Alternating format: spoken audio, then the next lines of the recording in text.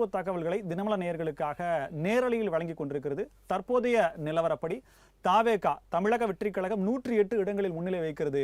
இரண்டாவது இடத்தை 2 திராவிட கட்சிகளும் பகிர்ந்து கொண்டிருக்கின்றன. 63 என்கின்ற ரீதியில் அண்ணா திராவிட முன்னேற்ற கழகமும் திராவிட முன்னேற்ற கழகமும் 2ஆம் இடத்தில் நோக்கி முன்னேறி கொண்டிருக்கின்றன. நம்முடைய சிறப்பு விருந்தினராக ஜெயராமன், மாநில துணைத் தலைவர், பாஜகவினுடைய மாநில துணைத் தலைவர் நம்மோடு இணைந்திருக்கிறார். சார் வணக்கம். சார், இப்போ இந்த 2ஆம் இடத்துக்கான போட்டியில இந்த மாறுதல்கள் அப்படிங்கிறத இது ரிசல்ட்லயும் நீங்க எதிர்பார்க்கலாமா, இல்ல எப்படி? கண்டிப்பா ரிசல்ட்ல எதிர்பார்க்கலாம். ஏன்னா இந்த திமுக அண்ணா திமுகக்குள்ளேயே வித்தியாசங்கள் நீங்கள் பார்த்தீங்கன்னா, KN நேரு ட்ரெயிலிங்கில் இருந்தார். கார்த்தால 2வது ரவுண்டு 3வது ரவுண்டில். அப்புறம் KN நேரு மேலே ஏறி வந்தார். துணை முதல்வர் உதயநிதி ஸ்டாலின் அவங்க வந்து ஹி வாஸ் ட்ரெயிலிங். அப்புறம் அவர் சர்ஜாய் மேலே வந்தார். இங்கே வந்து திருவெரும்பூர் சட்டமன்ற தொகுதியில் 20 ஓட்டு தான் வித்தியாசம். வெறும் 20 ஓட்டு. வெறும் 20 ஓட்டு தான். நான் ஒரு 1.5 மணி நேரம் முன்னாடி பார்க்கும்போது OPS 22 ஓட்டு வித்தியாசங்கள் அப்படினாங்க. மேபி அது போஸ்டல், அது போஸ்டல். இது வந்து நான் சொல்கிறது 2வது ரவுண்டு இல்லை 3வது ரவுண்டில். எது எப்படியா இருந்தாலும் இதே ட்ரெண்டு கண்டினியூ ஆனால் கூட இப்போ வருகை தர இருக்கின்ற காங்கிரஸை சேர்ந்த அருமை அண்ணன் சந்திரசேகர் அவர்கள் அவங்கள்ட்டையும் நீங்கள் இந்த கேள்வியை முன்வைங்க. ஏன்னா அவருக்கான இதுக்குள்ளே ஒரு கேட்ச் இருக்குது. இதில் எப்படியா இருந்தாலும் திமுக காங்கிரஸ் கூட்டணி உடைந்து விடும். இது வந்து இப்போ 63 சொல்கிறது வந்து ADMK ப்ளஸ் DMK ப்ளஸ். எனக்கு தெரிஞ்சு அதிமுக கூட்டணி உடையறதுக்கான வாய்ப்புகள் ரொம்ப ரொம்ப ரொம்ப கம்மி. ரிமோட் சான்ஸ் இல்லவே இல்லைன்னு சொல்லலாம்.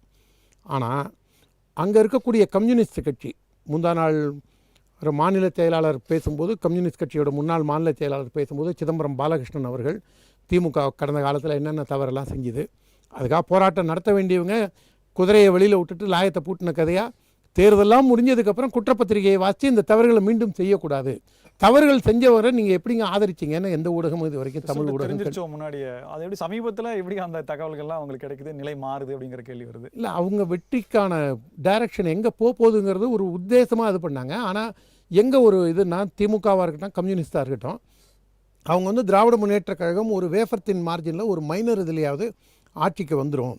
DMK ப்ளஸ் ஒரு 130 சீட்டு இல்லை 125 சீட்டு கூட்டணி உட்பட அந்த மாதிரியாவது ஒரு வேஃபர்த்தின் மார்ஜினில் வந்துடும்.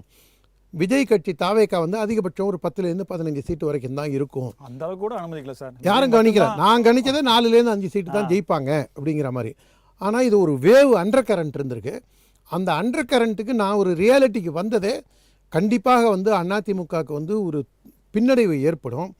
ஆனால் விஜய் கட்சி மேலே ஏறி வரும். விஜய் கட்சி எந்த அளவுக்கு ஓட்டை பிரிக்குதோ அந்த அளவுக்கு அதிமுகவுக்கு டேமேஜ் ஆகும் அப்படிங்கிற ஒரு இதுக்கு நிதர்சனத்துக்கு வந்தேன். ஆனால் தேர்தல் அன்னைக்கு வந்த நிதர்சனத்துக்கும் தேர்தல் அன்னைக்கு இல்லை இன்னும் கொஞ்சம் 20+ வாங்குவாங்க. ஏன்னா நான் ரூரலில் எங்கள் காட்டுமன்னாருடைய சட்டமன்ற தொகுதிக்கும் போயிருந்தேன். திருச்செந்தூரில் 10 நாள் தங்கி வேலையும் செஞ்சேன். நீங்கள் சிட்டியோட பேட்டர்னுக்கும் அங்கே இருக்கிற பேட்டர்னுக்கும் வித்தியாசம் கம்ப்ளீட்டாக இருக்குது. டிராஸ்டிக் சேஞ்ச் இருக்குது. குறைஞ்சபட்சம் அவங்க வந்து உள்ள குமுறல்களை உணர்வுகளை வெளிக்காமிச்சிக்கல. அவங்க இங்கே அப்படி இல்லை. சிட்டியில் வந்து கிட்டத்தட்ட அது ஒரு மேனியாக்காவே இருந்தது. இங்கே வந்து ஒரு காலகட்டத்தில் 2012 காலகட்டத்தில் எப்படி கெஜ்ரிவாலுக்கு வந்து ஒரு க்ளீன் ஸ்வீப் வந்ததோ அந்த மாதிரி நம்ம யாருமே எதிர்பார்க்காத ஒரு பெரிய ஒரு தாக்கத்தை விஜய் ஏற்படுத்தியிருக்காரு. பேசிக்கான ஒரு கொஸ்டின் சார். இப்போ முதலமைச்சர் விஜய் அதற்கான முயற்சிகளை அவர் முழுமனதாக மேற்கொண்டாரா? தமிழகத்தினுடைய நலன் சார்ந்த விஷயங்களில் அவர் குரல் கொடுத்தாரா? இதுவரை அவர் கடந்து வந்த பாதையில் அவருடைய இன்க்ளூடிங் பர்சனல் லைஃப்லையுமே கூட அந்த வரி ஏய்ப்பு இந்த உள்ளிட்ட சம்பவங்கள் எல்லாமே எடுத்து பார்த்தோம்னா, அரசியலையும் விஜயும் ஒரு தள்ளி பார்க்குற வகையிலையும் ஒரு மதிப்பீடு போட்டால் அதில் பாஸ் மார்க் கூட வாங்காத அளவுக்குமான நிகழ்வு தான் இது வரைக்கும் இருந்தது. நம்ம தேர்தலில் ஒப்பீனியன் போலு, ப்ரீ போலு, எக்ஸிட் போல்லையுமே இதெல்லாம் தான் முன் வச்சுருந்தாங்க. ஏன்னா அதுக்கு ஒரு வார்த்தையும் பயன்படுத்தி அந்த தொண்டர்கள் ஆதரவாக இருக்கக்கூடியவங்கெல்லாம் பக்குவப்படாதவர்கள்ன்ற மாதிரி சொன்னாங்க. ஆனால் இந்த ஃபுல் ஸ்விங்கு அறுதி பெரும்பான்மை நோக்கி விஜய் போறார் அப்படின்னா இதுக்கு என்ன அடிப்படை காரணம் சார்? தமிழக மக்கள் எப்படி தேர்ந்தெடுக்கிறாங்க? மக்கள் மாற்றத்தை விரும்புகிறாங்க. அதாவது இது அதிமுக பிஜேபி கூட்டணி கடைசி 2-3 மாதத்தில் செஞ்ச டேமேஜ் கண்ட்ரோலை ஒரு 6 மாதம் 1 வருஷம் முன்னாடியே அந்த பாசிட்டிவான விஷயங்களை கடந்த 3 மாதத்தில் எடுத்ததை இன்னும் கொஞ்சம் முன்கூட்டியே எடுத்திருந்தாங்கன்னா மிக நிச்சயமாக 100+ வந்து தாவேக்காக்கும் அதிமுகவுக்கும் மட்டும்தான் போட்டி இருந்திருக்கும். அந்த ஒரு இடத்த வந்து இந்த கூட்டணியாக அதை நான் வந்து ஒரு தனி ஜெயராமனா சொல்கிறேனே தவிர ஒரு கட்சி பொறுப்பில் இருந்து இதை நான் சொல்லக்கூடாது. இதுக்கு வந்து யார் காரணம்னு ஆராய்ச்சிக்குள்ளேயும் நான் போக விரும்பலை. ஆனால் இந்த ஒரு டேமேஜ் கண்ட்ரோலை கடைசி 3 மாதத்தில் எடுத்ததை ஒரு வருஷமாக எடுத்திருந்தாங்கன்னா, அந்த கூட்டணி பேச்சுவார்த்தை முடிஞ்சதுலேருந்து உடனடியாக எடுத்திருந்தாங்கன்னா, தாவேக்காவும் இவ்வளோ பெரிய விஸ்வரூப வெற்றிக்காக போயிருக்க முடியாது. ஜெயிச்சிருந்தா கூட அதிமுகவோட மல்லுக்கு நின்று தான் ஜெயிச்சிருக்கணும். திராவிட முன்னேற்றக் கழகம் 3வது இடத்துக்கு போயிருந்திருக்கும், உறுதியாக போயிருந்திருக்கும். திமுக 3வது இடத்துக்கு போகிறதுக்கான காரணம் வந்து அவங்களுடைய அதிகார போதை, மமதை, அவங்களுடைய செயல்பாடுகள், திமிர்த்தனமான, ஆணவத்தனமான, எதாக இருந்தாலும் நாங்கள் போட்ட பிச்சை, பட்டியலின மக்களுக்கு நீதிபதி பதவி நாங்கள் போட்ட பிச்சை, டிகிரி படித்தவன்லாம் வந்து இப்போ கண்ட நாயெல்லாம் டிகிரி படிச்சிருச்சு. இதெல்லாம் எவ்வளோ ஒரு கொழுப்படுத்த வார்த்தைகள். எஸ் வி சேகர் பேசினது கண்டனத்துக்குரியது, வன்மையாக கண்டிக்கத்தக்கது. ஆனால் எஸ் வி சேகருக்கு நடிகர் எஸ் வி சேகர், ஆனால் எஸ் வி சேகரோட இன்னும் கேவலமாக அந்த புதரில் போனது, புதரில் போனது வந்து லைட்டு போடணும்னு சொன்னதா, அதெல்லாம் அது திமுகவுக்கு முட்டு கொடுக்குறதா நினச்சி சேகர் வந்து தேர் இழுத்து தெருவில் விட்டார். நான் சொல்கிறது வந்து பத்திரிகையாளர்கள்லாம் வந்து பம்பாய் ரெட் லைட் ஏரியாவில் போய் வேலை பார்க்க வேண்டியவன்லாம் இங்கே பத்திரிகையாளர்னு இருக்கான். யாரையுமே நீங்கள் வந்து தேர்தல் முடிஞ்ச உடனே அவங்க தோல்வி பயம் அவங்க கண்ணிலேயே அந்த மிரட்டி தெரிய ஆரம்பிச்சு தான். சில நாட்களுக்கு முன்னாடியே கணிச்சிட்டாங்க போல இருக்கு. கணிச்சதுனால தான் ஐடியில் இருக்கிறவங்களாம் நன்றி கெட்ட பயலுக. அப்போ தமிழ்நாடை விட அதிகமான ஐடியில் முன்னணியில் இருக்கிறது ஹைதராபாத், மகாராஷ்டிரா, பெங்களூர். இப்போ அவங்களுக்கெல்லாம் யார்? கருணாநிதி தான் அவங்களுக்கெல்லாம் ஐடி கம்பெனியை வச்சு கொடுத்தாரா? எதாக இருந்தாலும் ஸ்டிக்கர் ஒட்டிக்க வேண்டியது. நீங்கள் தாடி வச்சிருக்கீங்கன்னா அதுக்கு காரணமே திமுக தான், நீங்கள் கோட்டு போட்டிருக்கீங்கன்னா காரணமே திமுக தான் அப்படின்னு இவங்க வந்து இவங்களா உருட்ட வேண்டியது. இன்னொரு கேள்வி சார், இப்போ என்னன்னா திமுகவோட வாக்குகள் திமுகவுக்கு, திமுகவோட எதிர்ப்பு வாக்குகளை தான் தாவேக்காவும் அதிமுகவும் பகிர்ந்துக்குது அப்படின்ற கூற்று இப்போ என்ன மாறி இருக்கா?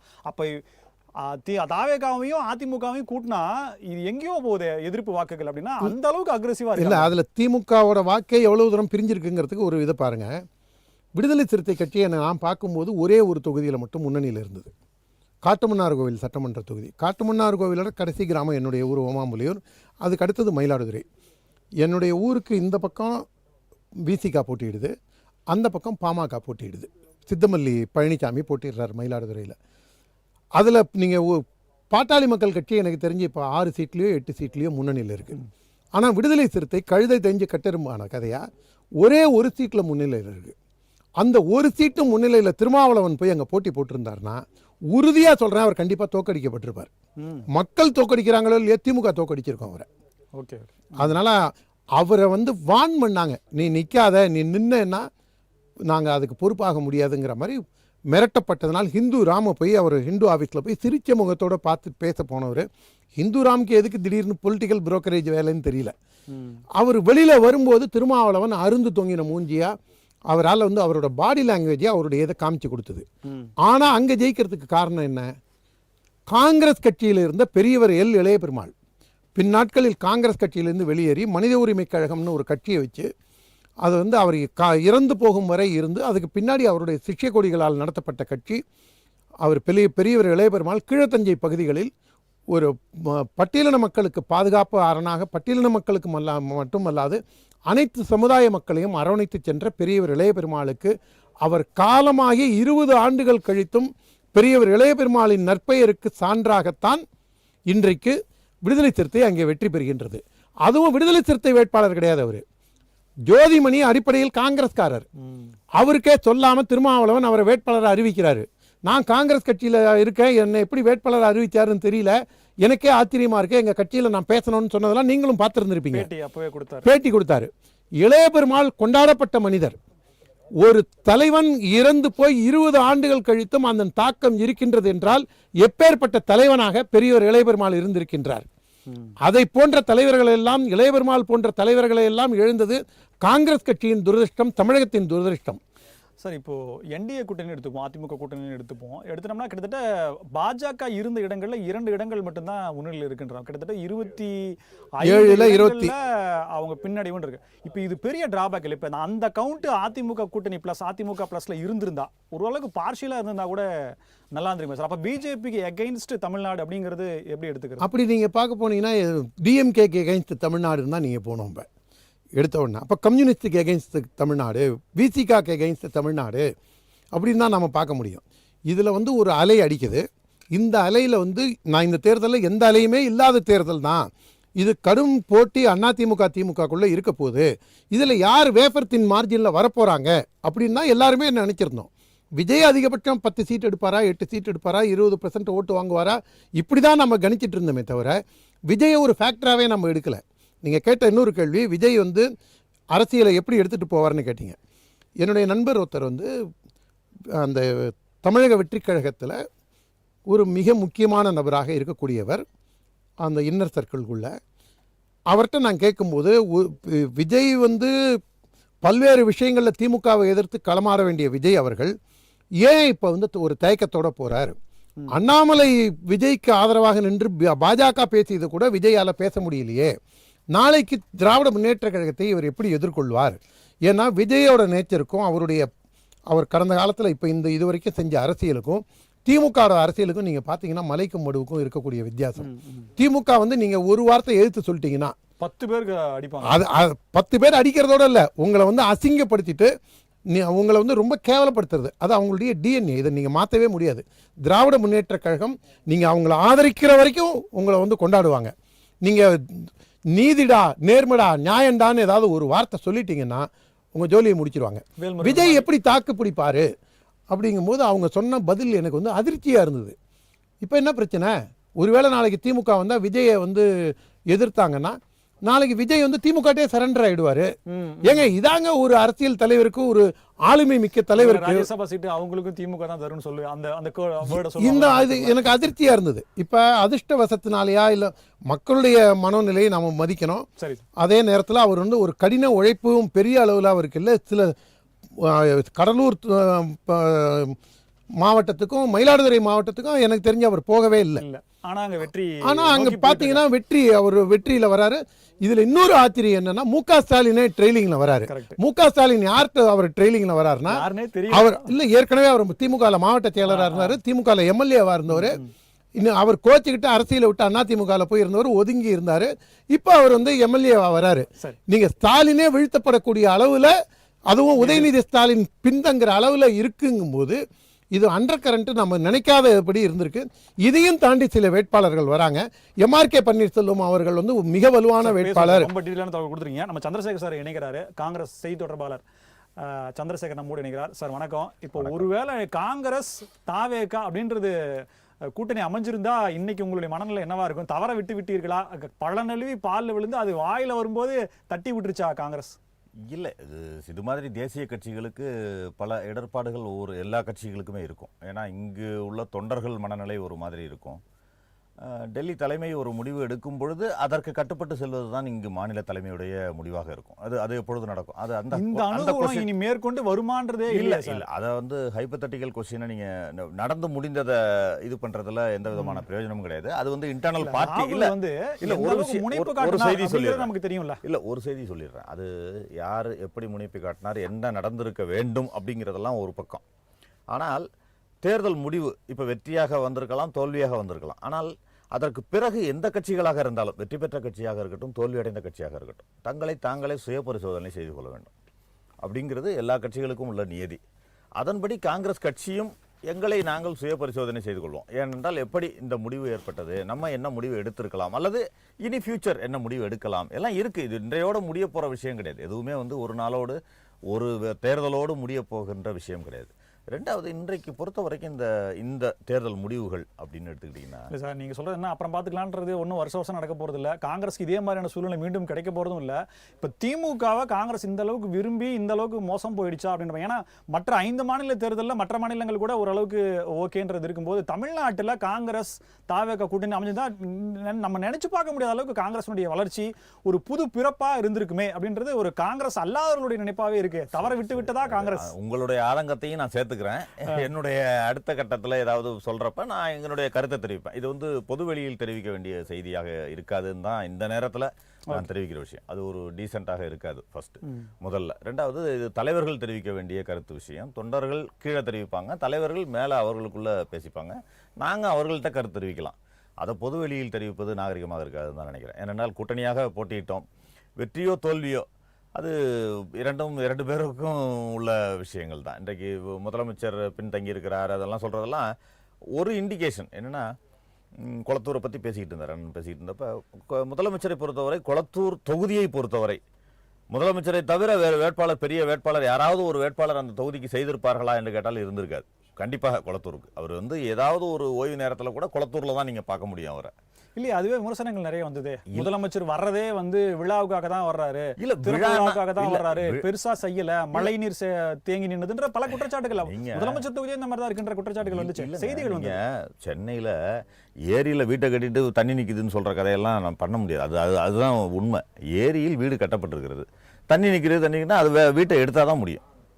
நீங்கள் அது ஒரு பக்கம் தீர்வு. ஆனால் அடுத்த கட்டமாக அந்த தொகுதி மக்களுக்கு என்ன செஞ்சுருக்காருன்னு பார்த்தோம்னா நிறைய என்னை பொறுத்தவரை ஒரு விசிபிலிட்டியாக நல்லா செஞ்சுருக்காருன்னு தான் சொல்லுவேன். வேறு எந்த வேட்பாளராக இருந்தாலும் செய்திருக்க மாட்டாங்க. முதலமைச்சர் தொகுதி என்ற ரீதியில் அது நல்ல சிறப்பாக செயல்பட்டு செய்திருக்கிறார் என்பதை பார்க்குறேன். அதை மீறி அவருக்கு இதுனாக்க தமிழ்நாட்டை பொறுத்த வரைக்கும் ஒரே மனநிலை தான் எல்லா இடத்துலையும் இருக்கும். நீங்கள் ஒரு பக்கம் ஒன்று ஒரு பக்கம் ஒன்றா இருக்காது. எல்லா இடங்களிலும் ஒரே மனநிலை தான் வாக்களிப்பார்கள்ன்றது தான் நம்ம இது வரைக்கும் பார்த்துருக்கோம், பேட்டர்ன் பார்த்துருக்கோம். அப்போ அந்த பேட்டர்னில் ஒன்று ஆளுங்கட்சியாக திமுக இருக்கும் பொழுது அதற்கு எதிர் மனநிலை அல்லது ஆன்டி இன்கம்பன்சி இது இருந்தாலும் அதை கேட்ச் பண்ணக்கூடிய அளவுக்கு அதிமுக இருக்கும் எப்பொழுதுமே.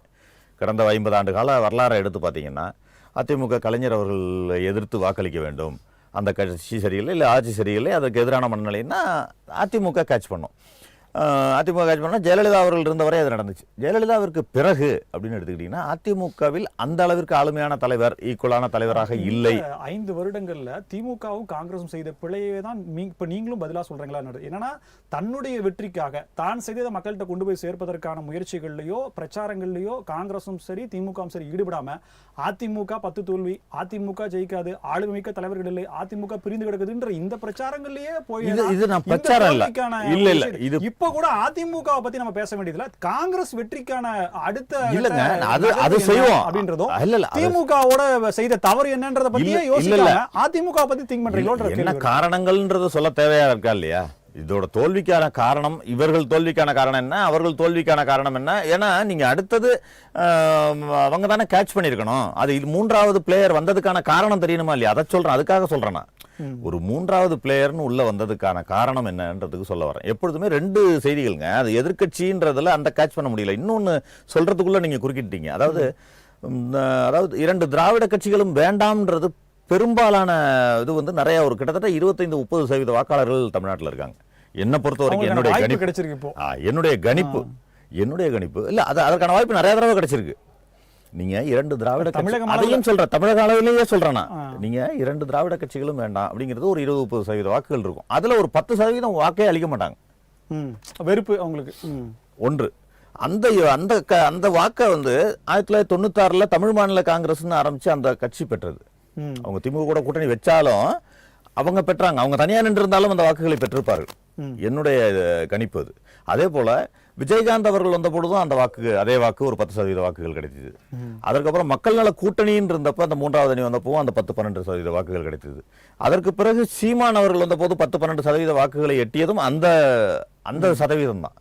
அதற்கு இன்றைக்கு என்ன நடந்தது என்று சொன்னால் இந்த 2 ஃபேக்டரும் சேர்ந்துடுச்சுன்னு சொல்றேன் நான். அதுக்காக தான் சொல்ல வந்தேன். முன்னிலை நிலவரம் மாறி இருக்கு. தாவேகா 113, அதிமுக 58, திமுக 63. 2வது இடத்துல திமுக நகர்ந்திருக்குது. ஸோ இதில் முதலமைச்சரும் துணை முதலமைச்சரும் இப்போ இருக்கக்கூடிய சிட்டிங் மினிஸ்டர்ஸும் சேர்றாங்களா அப்படின்றது தெரியல. 2வது இடத்துல திமுக 63 அப்படின்ற இடத்துல இருக்கு. ஸோ இப்போ 2ஆம் இடத்துக்கான போட்டிகளில் அதிமுக திமுக முந்தி வருவாரு. நான் இந்த இதை சொல்லிட்டு நான் சொல்றேன். அதாவது இந்த 2 ஃபேக்டர் சேர்ந்துடுச்சுன்னு சொல்றேன். அதாவது எதிர்கட்சி என்ற இடத்தை திமுகவுடைய எதிர்ப்பு வாக்களை முழுமையாக பெறக்கூடிய இடத்துல அதிமுக இல்லை என்ற ஒரு காரணம். இரண்டாவது இதை இப்படி பார்க்கலாம்ல சார், அதிமுக இல்லை அப்படிங்கறத விட தாவேகாவின் வருகை இன்னொரு ஆப்ஷன் கிடைக்குது. அதுதான் சொல்றேன், அதிமுகவோட தப்பு இல்ல. அப்படி தப்பு இல்ல. நீங்க அதுதான் 3வது நிறைய வந்துச்சுன்னு சொல்றேன். அதுதான் சொல்றேன். நீங்க விஜயகாந்த் இருந்தாரு, நிச்சயமா ஏன் அவருக்கு அந்த இது போகல? நான் சொல்றது ஒரு அவர்கள் இருவரை விட ஒரு பெட்டர் சாய்ஸ் ஒன்னு கிடைச்சிருக்குன்னு நினைக்கிறாங்க அவங்க. சரி, ஒன்று. இரண்டாவது என்னன்னா விஜய் என்பவர் வந்து ஒரு மறுக்க முடியாத ஒரு ஹீரோ, உச்சத்தில் இருந்த ஹீரோ, நிறைய ரசிகர்களை கொண்ட ஹீரோ. அதான் நீங்க மறுக்க முடியாது. அவர் வர்றப்பவே 8-10% வாக்குகளோட வராரு, 8%-10% வாக்குகளோட வராரு. நீங்க மற்ற எல்லாருக்கும் உள்ளது என்னன்னா ஒரு செக்ஷன்ல தான் ஓட்டு கிடைக்கும். ஒரு செக்ஷன்ல மீன்ஸ் என்னன்னாக்க அர்பன் பெல்ட்ல கிடைக்கும், ரூரல் பெல்ட்ல கிடைக்கும், இதுல கிடைக்காது அப்படின்லாம் வரும். இது எல்லா பெல்ட்லயும் உள்ள ஒரு வாக்கு வங்கியை வச்சுக்கிட்டு வர்றாரு. வர்றப்ப இது என்ன ஆகுதுன்னா தமிழகம் முழுவதும் பரவலாக வாக்கு வங்கியை பெற்று அவர் வர்றதுக்கான வாய்ப்புகள் கிடைச்சிருக்குங்கிறது தான் உண்மை. இரண்டாவது, இந்த தேர்தலை பொறுத்தவரை ஒரு முக்கியமான ஃபேக்டராக பார்க்குறது சோசியல் மீடியா. அதாவது அதோடைய தாக்கம், அதை சொல்றேன். அது வந்து விஜய்க்கு பெரிய அட்வான்டேஜாக இருந்ததுங்கிறதையும் நம்ம திமுக அதை எந்த அளவுக்கு பயன்படுத்துச்சுன்றதும் நமக்கு தெரியும்ல சார். இல்லங்க, ஆதிக்கம் செலுத்துச்சுன்றது தெரியுமா சார்? தேர்தல் வாக்குப்பதிவுக்கு முன்னாடி சில நாட்கள்ல நீங்க யூடியூப்ல எந்த வீடியோ போய் பார்த்தாலுமே வெல்வோம் 200 தமிழ்நாடு தலைமுறையாக இல்ல, நீங்க விளம்பரம் கொடுப்பது என்பது வேறு. அது அப்படிதான் சார். இன்னும் இன்ஃப்ளூயன்சர்ஸ் வச்சு கூட நிறைய பண்ணாங்க சார். அது இல்ல, நான் சொல்றது புரியல உங்களுக்கு. நான் சொல்றது நீங்க பொதுக்கூட்ட மேடையில், அதாவது ஒரு காலகட்டத்தில் ஊர்லெல்லாம் பொதுக்கூட்டம் பேசி அல்லது மேடையில் பேசி தான் வாக்குகள் சேகரிக்கிறதுன்னு இருந்துச்சு. அப்புறம் வேன் பிரச்சாரம் மட்டும் வந்துச்சு. அதுக்கப்புறம் ஒன்னொன்னா மாறிடுச்சு. இன்றைக்கு இருக்கிறது வந்து வெறும் சோசியல் மீடியால நீங்க பண்ணாலே போதுன்ற லெவலுக்கு வந்து நிறுத்தி இருக்குன்னு சொல்ல வர்றேன். அது கேலி கிண்டல கூட உள்ளாச்சு. மக்களை சந்திக்காத ஒரு தலைவர், 134 தொகுதிகளுக்கும் போகாத ஒரு தலைவர், விரும்பாத தலைவர் எப்படி வெற்றி பெறுவார் இருந்தது. ஆனால் அதை உண்மைன்னு ஆக்கியிருக்காங்கன்னு சொல்ல வர்றேன். இன்னைக்கு மக்கள் தானே எஜமானர்கள். நீ வந்து என்கிட்ட வீட்டுல தட்டி ஓட்டு கேட்கணுங்கிற அவசியம் கிடையாது. நீ கேட்டு போ. ஏங்க, அரை மணி நேரம் விவாதத்தை பார்க்க மக்கள் தயாராக இல்ல. 2 நிமிடம் ஷார்ட்ஸ் அதிகம் வியூஸ் போகுது. அரை மணி நேரம் விவாதம் போடுங்க, வராது. அந்த அரை மணி நேரம் விவாதத்தை 2 நிமிஷத்துல போடுங்க போதுன்றான். எனக்கு எதுக்கு உன்னோட அரை மணி நேரம் விவாதம் எதுக்கு அப்படிங்கிறான். அந்த ரேஞ்ச் அதை புரிந்து. இதுவரைக்கும் தமிழ்நாட்டுல தேர்தல் களம் பேஸ் ஓட்டு, கன்விக்ஷனா வர்ற ஓட்டு அப்படிங்கறது எல்லாத்தையுமே அழிச்சிட்டு ஒரு புதிய ட்ரெண்ட், இது ட்ரெண்ட்னே சொல்லலாம். இப்போ இது வெற்றி பெற்றுட்டாரு. இப்போ அடுத்தடுத்த தேர்தல்கள்ல இது கண்டினியூ ஆகுமா? ஏன்னா இப்போ அவர்களுடைய அரசு இயந்திரம்ங்கிறது பெருசு, அது ரொம்ப பெருசு. அது வந்து ஒரு காமெடி கிடையாது, அது ரொம்ப சீரியஸான ஒரு விஷயம். மேஜிக் நம்பர் 118க்கு 113, ஆல்மோஸ்ட் 5 தான் இன்னும் பத்தாம இருக்கு. சுயேட்சைகளோ இல்லை வேற கட்சிகளோ கொடுக்கும் பட்சத்தில் தனிப்பெரும்பான்மை அப்படிங்கிறது இருக்கும். ஆனால் நிர்வாகம் அப்படிங்கிறதும் அவர் கொடுத்த வாக்குறுதிகள் அப்படிங்கிறதும் இந்திய தமிழ்நாடு அரசினுடைய நிதி நிலைமை அப்படிங்கிறதும் ஏற்கனவே இருக்கக்கூடிய கஜானாவின் நிலைமை இதெல்லாம் பெரிய இருக்கு.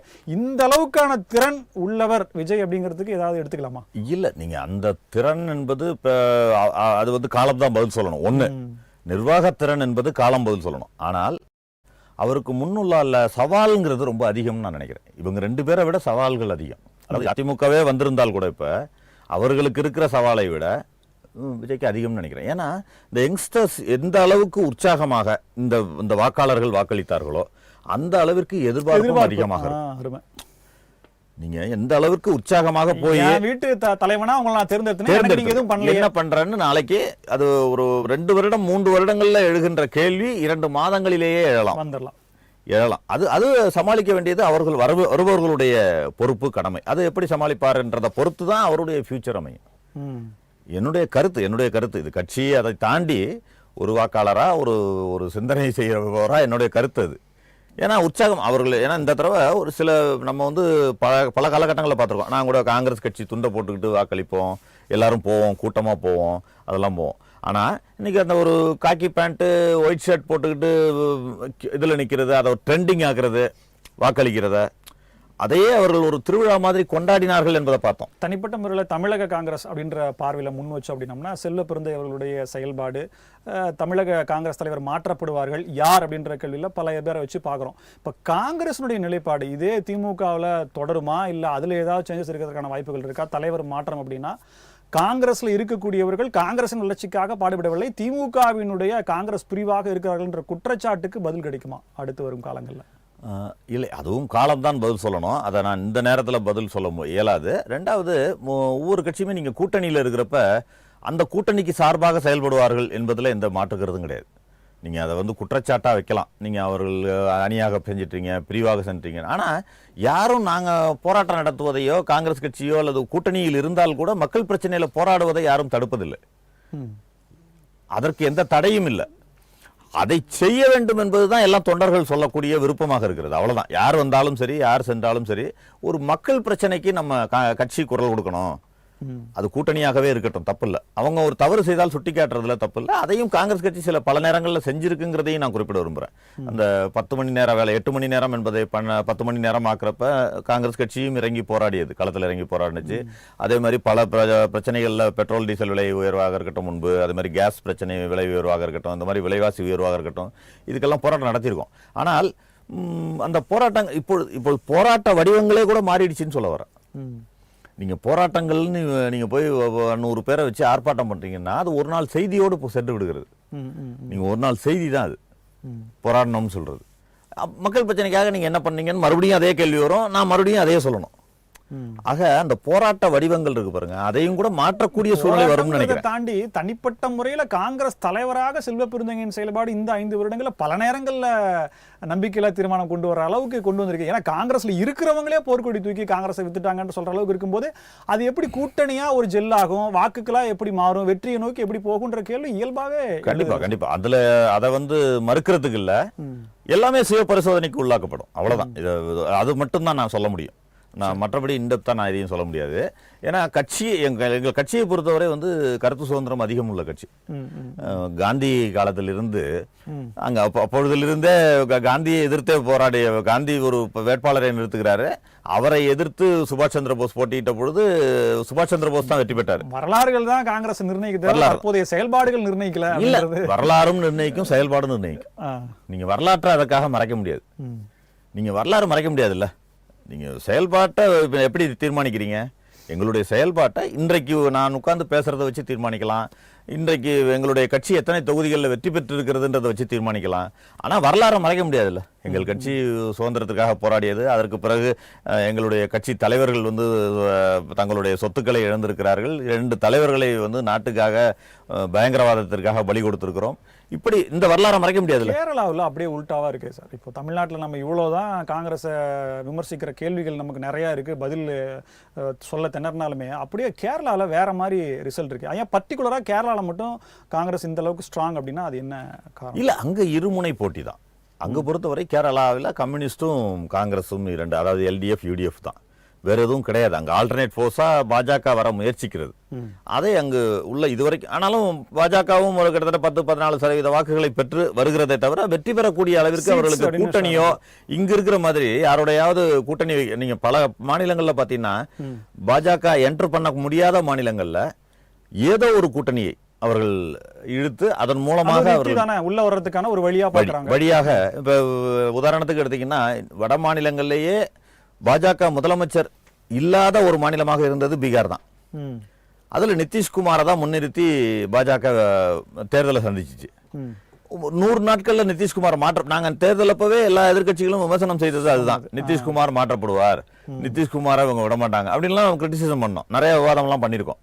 இல்லை, அவர் குறைத்த தொகுதிகள் வந்தாலும் நாங்க நிதிஷ்குமாரை முன்னிலைப்படுத்தி நிதிஷ்குமாரை முதலமைச்சராக்கி இருக்கோம் தான் அவங்க பெருமையா பேசினாங்க. ஆனால் 100 நாட்களில் அவரை மாற்றிவிட்டு இன்றைக்கு பாஜக முதலமைச்சர் அங்கே உட்கார்ந்து இருக்கிறார். அதே மாதிரி மகாராஷ்டிரால 2-3 ஜம்ப் பண்ணதை பார்த்தோம், எப்படி செய்தார்கள் என்பதை பார்த்தோம். அதனால இங்கு தமிழ்நாட்டிலும் அதிமுக மூலமாக ஒரு பாஜக ஒரு ஆட்சி செய்யலாம் என்ற ஒரு ரீதியில தான் உள்ள வந்திருக்காங்க. காங்கிரஸ் ஏன் கவுண்டிங்கே ஸ்டார்ட் பண்ணல? அங்கன்னா அவ்வளவு காங்கிரஸ் எதிர்ப்பா ஒருவர் கூட வரலையே, மம்தா பானர்ஜி பிஜேபியை தாண்டி வெற்றி பெறுவதற்கான வாய்ப்புங்கிறது ரொம்ப கடும் பிரயத்தனமா இருக்கு. அங்க நடந்த காம்படிஷன் இந்த தேர்தலை பொறுத்த வரைக்கும் கடந்த 2 தேர்தலில் மார்க்சிஸ்ட் கம்யூனிஸ்டோடு காங்கிரஸ் கட்சி கூட்டணி வைத்தது அதுவே ஒரு தவறான ஒரு முடிவு என்று நான் பார்த்தேன். என்னை பொறுத்தவரை எனக்கு பர்சனலா பண்ணா அதுவே ஒரு தவறான முடிவுன்னு. ஏன்னா கடந்த காலங்களில் மார்க்சிஸ்ட் கம்யூனிஸ்ட் கட்சியினுடைய எதிர்த்து, அதாவது மார்க்சிஸ்ட் கம்யூனிஸ்டுடைய ஆட்சியை எதிர்த்து தான் மம்தா பானர்ஜி கொடி தூக்கி அவர் ஆட்சியை பிடித்தார் என்பதை பார்த்தோம். அந்த நேரத்தில் 2 அணியா இருந்ததை மார்க்சிஸ்ட் கம்யூனிஸ்டோட சேர்ந்த பொழுது அந்த அவர்களுக்குள்ள எதிர்ப்பும் எங்களை பாதித்தது அப்படிங்கிறத நான் பார்க்க விரும்புகிறேன். ஒரு தடவை மம்தா பானர்ஜியோட கூட்டணி வைத்து நாங்கள் சரியாக பெர்ஃபார்ம் பண்ணியிருந்தோம். அதற்கு பிறகு 2 தேர்தலா இந்த தேர்தல் தனியாக போட்டிட்டோம்.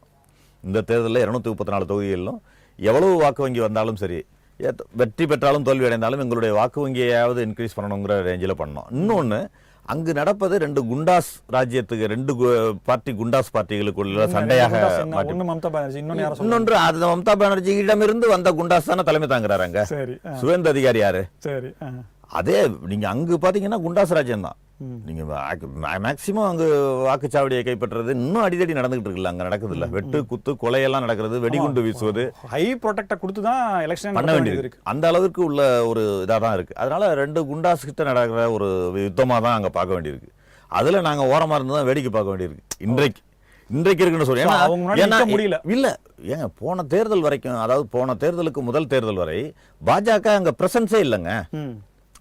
நீங்க எடுத்து பாருங்க, டேட்டாவை எடுத்து பாருங்க. போன தேர்தலுக்கு முதல் தேர்தல் வரை 2021 முதல் வரை 2021லயும் அந்த டிஎம்சிலேருந்து இதுலேருந்து இழுத்தவர்களை இந்த ரெண்டு கோஷ்டியினுடைய மோதல்னால பாஜக அடிக்குதுன்னு சொல்லலாமா? எப்படி அந்த பலன் பாஜகவுக்கு போகுதுன்னு சொல்றாங்க? ஆமா, அந்த பலன் நேரடியாக பாஜகவுக்கு போகுது. நான் இங்க எப்படி தமிழ்நாட்டுல சொல்றேனோ அதே ஆமா, 10 ஆண்டு காலம் ஒரு ஒரு அரசு நடக்கிறது. 10-15 கிட்டத்தட்ட 10-12 ஆண்டு காலமாக மம்தா பானர்ஜியுடைய ஆட்சி நடக்கிறது.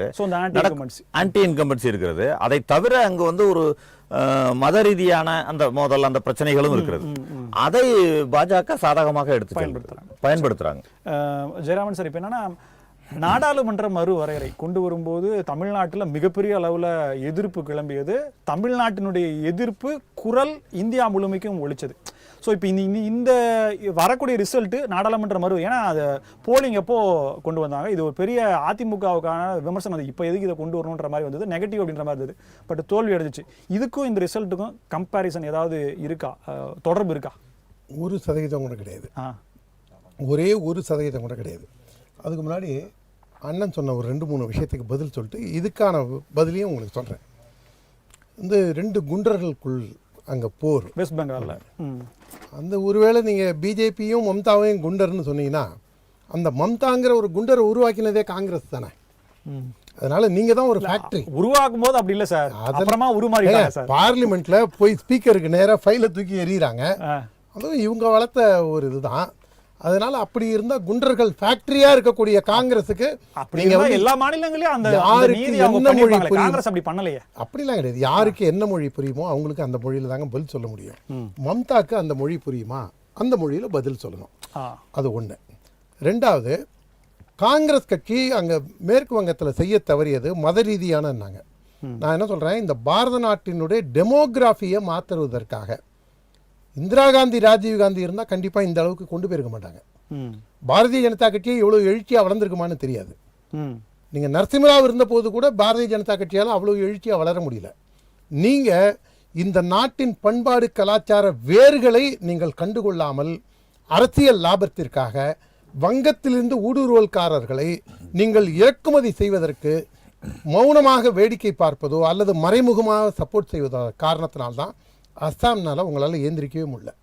மேற்கு வங்கத்திலையும் இதே பிரச்சனை தான். அஸ்ஸாமில் 50 வருஷமாக இந்த பிரச்சனை இருந்துகிட்ருக்கு. Infiltrators from Bangladesh. அதை காங்கிரஸ் அதை பற்றி ஒரு சீரியஸான ஒரு இதை பார்த்ததில்லை.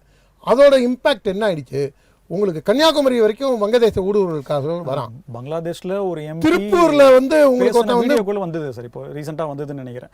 மம்தா பானர்ஜி வெஸ்ட் பெங்கால்ல தோற்றால் அது நமக்கு பெரிய இழப்பாக இருக்குன்ற மாதிரி ஒரு பேசுனது. இது எப்படி பேசலாம் அப்படின்ற மாதிரி எல்லாம் தகவல். அதோட திருப்பூர்ல வந்து ஒருத்தன் வந்து பேங்க்ல லோன் வாங்கி வீடு கட்டி வாடகைக்கு விட்டு அவன் வந்து இப்ப சமீபத்தில் போன வாரம் நடந்தது.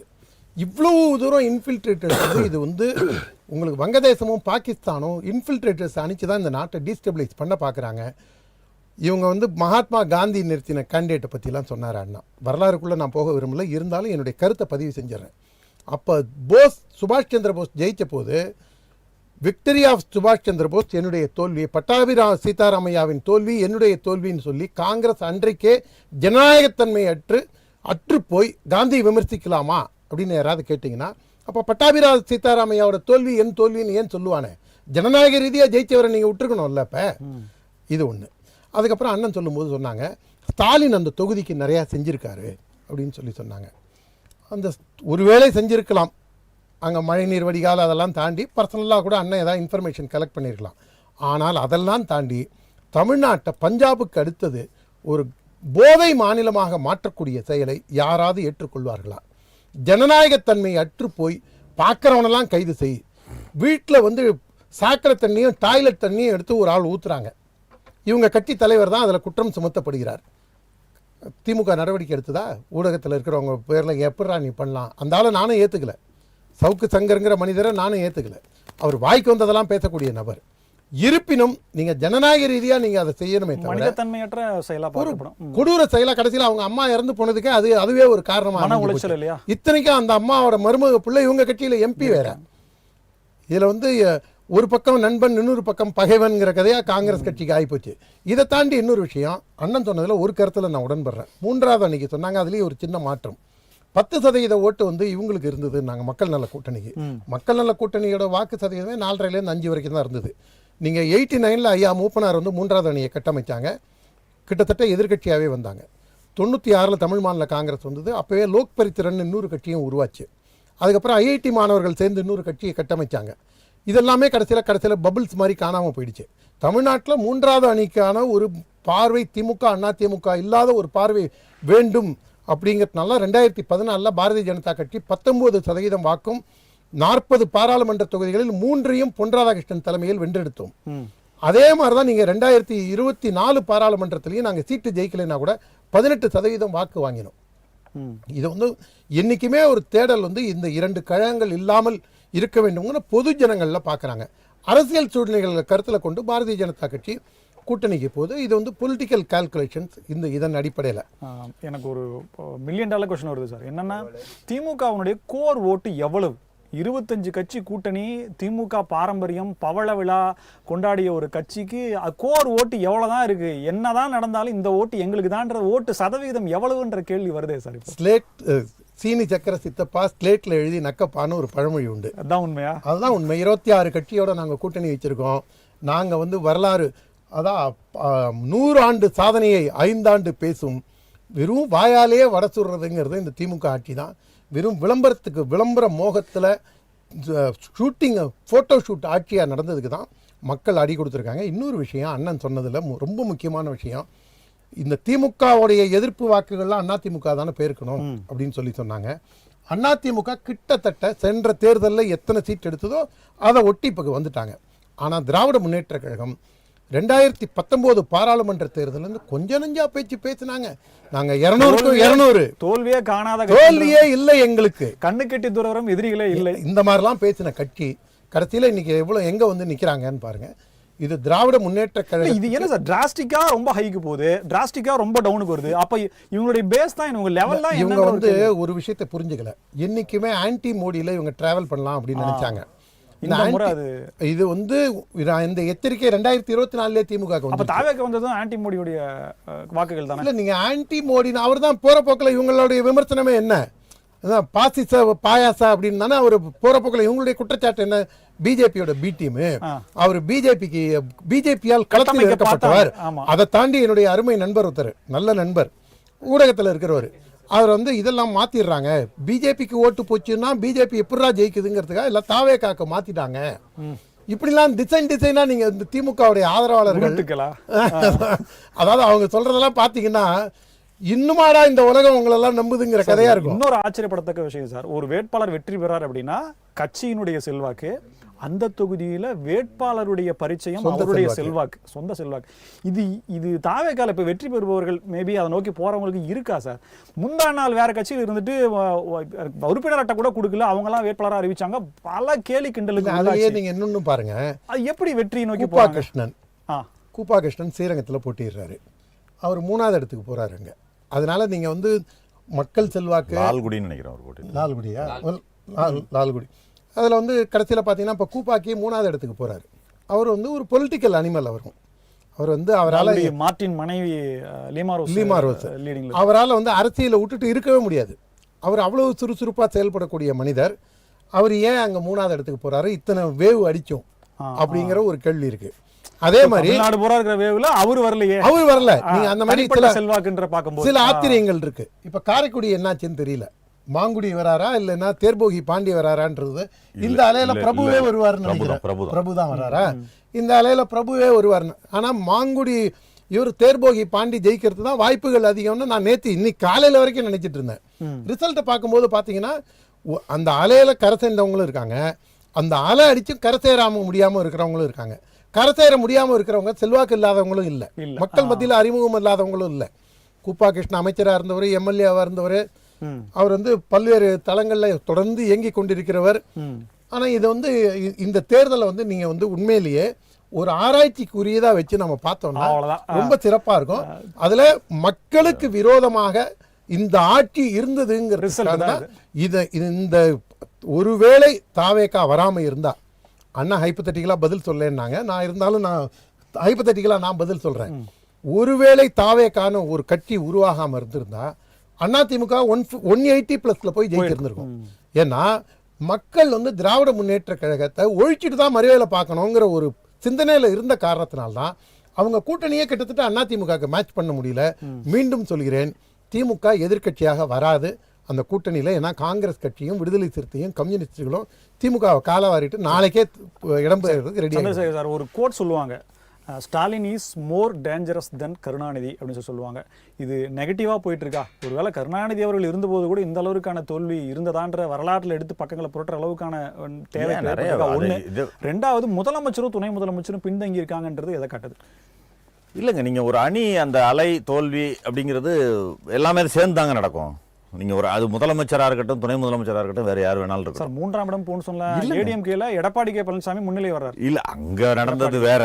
அங்க நடந்தது சென்னை கோட்டை 16 தொகுதிகளுமே திமுக முதலமைச்சரும் துணை முதலமைச்சரும் சென்னையில எப்போ முன்னாடியில இருந்தே அந்த தாவேக்கான்றது ஒரு பெரிய வேவ் இருந்ததை நான் பார்த்தேன். சென்னையை பொறுத்த வரைக்கும் அர்பன்ல தாவேக்கான்றது அதுதான் எல்லாரையும் காலி பண்ணிருக்குன்றது தான் ஒன்று பார்க்கணும். அது காலி பண்ணால் எல்லாரையும் தான் காலி பண்ணணும். அப்படி பார்த்தீங்கன்னா குளத்தூரில் நீங்கள் வேற யாரோ ஒரு கேண்டிடேட் நின்று பெருசாக வந்தாங்க அப்படின்னு சொன்னால் பரவாயில்ல. யாரை நிறுத்தி அவர் நிறுத்தியிருக்காரு அப்படின்னு பார்த்தா முதலமைச்சர் 75 வருடங்கள் பாரம்பரிய இருக்கட்டுங்க, பல நிலைகளை தாண்டி வந்த அது தோல்கள் போற்றும் முதல்வர். ஆமா, இவ்வளவு கட்டமைப்பு எந்த அளவுக்கு இருக்கு? இவர் வந்து இரண்டாவது இடம்ங்கறத வந்து எப்படி சாதாரணமா கடந்து போக முடியும்? சாதாரணமா ஏங்க காமராஜர் தோத்தானங்க போனாரு, அவரும் 2வது இடம் தான் வந்தாரு. தயவு செஞ்சு காமராஜர் ஒப்பிடலங்க, ஒரு மாமனிதர். இல்ல நான் ஒப்பிடுறது சொல்லல, அதற்காக சொல்லல. அவரும் தோட்டு தானே போனாரு, இங்க தானே தமிழ்நாட்டுல. நீங்க வந்து தமிழ்நாட்டுல தோத்தாரு ஒரு முதலமைச்சர். ஒருவேளை நீங்க திமுக வந்து செய்த ஒரு கேவலமான அரசியலுக்கு காமராஜர் போன்ற மாமனிதரை ஒப்பிடலங்க. நிறைய தோத்துருக்காங்க, பெரிய பெரிய தலைவர்கள் நிறைய தோத்துருக்காங்கன்னு சொல்லலாம். நிறைய அது என்ன வேக நல்ல கண்ணு கடைசி வரைக்கும் ஜெயிக்கலங்க. எங்க ஏதாவது தேர்தலை ஜெயிச்சாராங்க? நல்ல கண்ணு ஜெயிச்சாராங்க, அதுக்கு ஜெயிக்கவே முடியாதுங்க.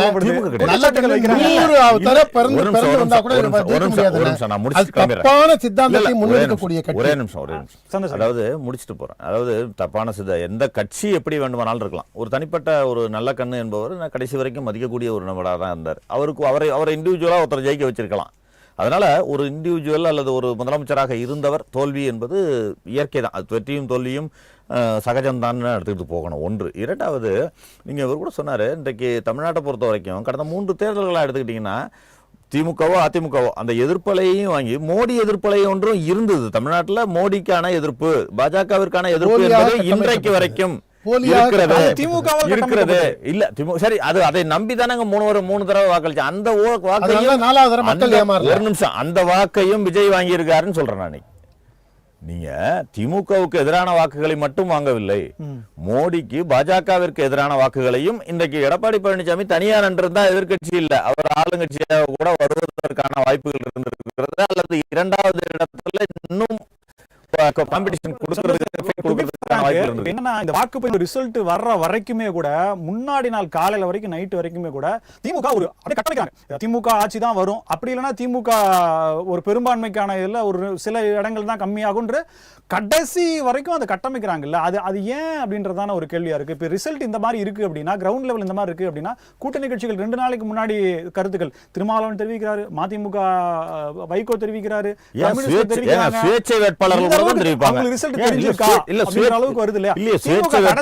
கட்டமைக்கிற வேலையை தான் பாக்குறா. சுயேட்சை வேட்பாளர் கூட ஒரு ஆட்டோ எடுத்துக்கிட்டு சுத்துறவர் கூட வந்த உடனே நான் தான் இந்த தொகுதியில வெற்றி பெறுவேன் தான் சொல்லுவாங்க. அதாவது வாக்கு எண்ணிக்கை முடிகிற வரைக்கும், வாக்கு எண்ணிக்கை முடிகிற வரைக்கும். ஏங்க சோசியல் மீடியால மேபி பாக்குறவங்களுக்கு எவ்வளவு மனக்லேசத்தை உண்டாகும். இல்ல சோசியல் மீடியால ஏங்க மோடி அலை 5 வருடங்கள் எவ்வளவு சப்போர்ட் பண்ணிருப்பாங்க. 2014 மோடி அலைன்னு சொன்னீங்க. இந்தியா ஃபுல்லா மோடி அலைன்னு கட்டமைச்ச பிம்பம் தான். ஆனா தமிழ்நாட்டுல எடுபடல மோடி அலை எதிர்படல. ஆளுங்கட்சி ஆட்சி விலக்குதுன்னா அது நம்ம யாருமே பேச போறதே இல்ல. ஆன்டி இன்குமென்ட்ஸ்ன்ட்டு கடந்து அடுத்தது போயிடும். ஆளுங்கட்சி 3வது இடத்துக்கு போகுது அப்படின்னா எந்த அளவிற்கான எதிர்ப்பு, அதாவது அதிமுகவும் தாவேக்காவும் வாங்கிய ஓட்டுகளை வந்து திமுகவுக்கு எதிரான ஓட்டுகள்னு வச்சீங்கன்னா அந்த பர்சன்டேஜ் எவ்வளவுன்றது நீங்களே பாருங்க. நீங்க அப்படி பாத்தீங்கன்னா கூட அதாவது 2024 3 வருட ஆட்சிக்கு பிறகுதான் 2021 ஆட்சி வந்துச்சு. 2024 தான் பாராளுமன்ற தேர்தல். பாராளுமன்றத்தில் தேர்தலில் கிளீன் ஸ்வீப் எப்படி கொடுத்தாங்க? இதே கூட்டணிக்கு தானே கொடுத்தாங்க. இதே கூட்டணிக்கு தானே கொடுத்தாங்கன்னு கேட்குறேன். ஆக அந்த கூட்டணி நம்பிக்கையை பெற்றுதானே, மக்கள் நம்பிக்கையை பெற்றுதானே வந்திருக்கு. நீங்க சொல்ற அதே கேள்வியா அதே 29ல என்ன ரிசல்ட் வரும்ன்றது மேட்ச் பண்ணி பார்க்கலாமா? கொடுத்தாங்க, அது நீங்க என்ன திமுக என்ன பண்ணுச்சு, சோ 29ல இதான் ரிசல்ட் அப்படி சொல்லி அப்படி எடுத்துக்கலாம். கிடையாது. நீங்க ஏன்னா இப்போ மக்கள் எடை போடுவாங்கங்க. இல்லங்க, அதற்கு பிறகு உள்ளத மக்கள் எடை போடுறாங்க. நீங்க நான் என்ன சொல்றேன்னா, அப்ப வந்து தாவேகா கூட போட்டியே இல்ல நாடாளுமன்றத்துல ஆக்கப்பூர்வமான விவாதங்கள்ல தமிழ்நாட்டுக்கான நலன் சார்ந்த வாதங்களை திமுக என்ன வச்சது சொல்ற கேள்வி இன்னமுமே இருக்கு சார். 39 பேர் அங்க எதுக்கு இருக்காங்க, என்ன பண்றாங்கன்றது கேள்வி இன்னுமே இருக்கு. பேச விட்டா பேசுவாங்க. ஃபர்ஸ்ட் அங்க பேசுவதற்கான அனுமதியாவது இருக்காங்க. பேசுவதற்கான அனுமதியாவது ஃபர்ஸ்ட் கிடைக்குதா? பேசுவதற்கான அனுமதி அங்க கிடைக்குதா? பாராளுமன்றத்துல ஃபர்ஸ்ட் ஜனநாயகம் அங்க இருக்கா? எதிர்க்கட்சிகள் பேசுவதற்கான அனுமதி இருக்கா? இரண்டாவது பெரிய கட்சி திமுக. அத முதல்ல அவ்வளவு ஸ்ட்ரென்த்தனா இருக்கீங்க, நீங்க என்ன பண்றீங்க? காங்கிரஸே 100 எம்பிக்கள் வச்சுக்கிட்டு அங்க பேச முடியல. நீங்க திமுக சொல்றீங்க, காங்கிரஸே அங்க 100 எம்பிக்கள் வச்சுக்கிட்டு பேச முடியல. அதாவது அண்ணன் சொன்னதுல வந்து 2024ல வந்து திமுக ஏதோ ஓஹோன்னு ஜெயிச்சிட்டா மாதிரி அண்ணன் வந்து இன்னைக்கும் அந்த கூட்டணி இதில் கட்சி கட்டுப்பாட்டோட சொல்றதுல நான் உண்மையிலேயே நான் பெருமைப்படுறேன். இதில் 2024 பாராளுமன்ற தேர்தலில் கிட்டத்தட்ட 80 தொகுதிகளில் பாரதிய ஜனதா 2வது இடத்துக்கு வரும்போது திமுக தன்னுடைய எச்சரிக்கை மணியை உணர்ந்து அவங்க தன்னை திருத்திக்கிட்டு இருந்தாங்கன்னா இந்த பிரச்சனை இருந்திருக்காது. ஒன்று. 2வது, அதிமுக பிஜேபி கூட்டணி இருக்கும்போது இதே காங்கிரஸ் கட்சியும் திராவிட முன்னேற்ற கழகமும் அடிமை ஆட்சி, அமித்ஷா திமுக அப்படிலாம் சொன்ன காலகட்டத்தில் 11 மெடிக்கல் காலேஜ், ஒரு மெடிக்கல் காலேஜுக்கு 500 ஸ்டூடெண்ட்டு, இந்த 10 ஆண்டுகளில் நீங்கள் 5500 புது டாக்டர், காவிரி மேலாண் வாரியம், உங்களுக்கு வெட்டினரி ஹாஸ்பிட்டல், வெட்டினரி இப்போ இதுக்கு கால்நடைகளுக்கான ஆம்புலன்ஸு, இந்த மாதிரி எத்தனையோ திட்டங்களை அதிமுக பேசி கொண்டு வந்தது. திமுகவில் செஞ்சுருக்க முடியாதா? அவங்க ஸ்டாம்ப் வெளியிடவும் அப்பாவோட நினைவு நாளுக்கு ராஜ்நாத் சிங்கை கூப்பிடுற திமுகவால் மக்களுக்காக எங்களுக்கு செய்ய அப்படின்னு கேட்டிருந்தாங்கன்னா செஞ்சுருக்க முடியாதா? நாங்கள் செய்ய ரெடியாக இருந்தால் கூட காங்கிரஸும் டிஎம்கேயும் சேர்த்து தமிழ்நாட்டுக்கு வந்து அரசியல் செஞ்ச காரணத்தினால்தான் இவங்க வந்து திமுக குறிப்பாக திராவிட முன்னேற்ற கழகம் இவங்களை வந்து மைனாரிட்டி மக்களை மயக்கத்திலேயே வச்சு. இன்னொரு முக்கியமான கேள்வி, முடிஞ்சால் அண்ணன் அடுத்த தடவை அதுக்கும் பதில் சொல்லிட்டோம். சிஏஏக்கு இவங்கெல்லாம் கடுமையான எதிர்ப்பு தெரிவித்தாங்க. அந்த சிஏஏனால ஒரே ஒரு இஸ்லாமியர் இந்த ஒட்டுமொத்த நாட்டில் பாதிக்கப்பட்டாங்களா? அதனால பொய்யை கட்டமைச்சு அந்த பொய்யான நரேட்டிவ்ல இவங்களே தேவர் அண்டர் ஃபூல்ஸ் பாரடைஸ், அந்த பொய்யை உண்மை என்று உடைப்பதற்காக இத்தனை ஆண்டுகள் தேவைப்பட்டு இன்றைக்கு திமுக தான் வெட்டிய குழியில் தான் விழுந்தது மட்டுமல்லாமல் கூட்டணி கட்சிகளையும் சேர்ந்து விழுந்து விட்டது. நன்றி. நன்றி ஜெயராமன். நன்றி சந்திரசேகர். நிகழ்ச்சி ஆரம்பிக்கும் போது 108 அப்படின்ற இடத்துல தாவேகா முன்னிலையில் இருந்தது, அதிமுக 2வது இடத்துலையும் திமுக 3வது இடத்துலையும் இருந்தது. ஆனால் இப்போது நிலவரம் மாறி இருக்கிறது. 110 இடங்கள்ல தமிழக வெற்றி கழக முன்னிலை அப்படிங்கிறதும், 63 இடங்கள்ல திமுக முன்னிலை அப்படிங்கிறதும், 61 இடங்கள் அப்படின்ற 3வது இடத்திற்கு அதிமுக தள்ளப்பட்டிருக்கு. ஸோ முடிவுகள் என்னவாக இருக்கும்? ஒரு சில 100, இன்னும் சொல்ல போனால் சில 10 வாக்குகள் வித்தியாசத்துல தான் வெற்றி அப்படிங்கிறது இருக்குமா அப்படின்றது பலருடைய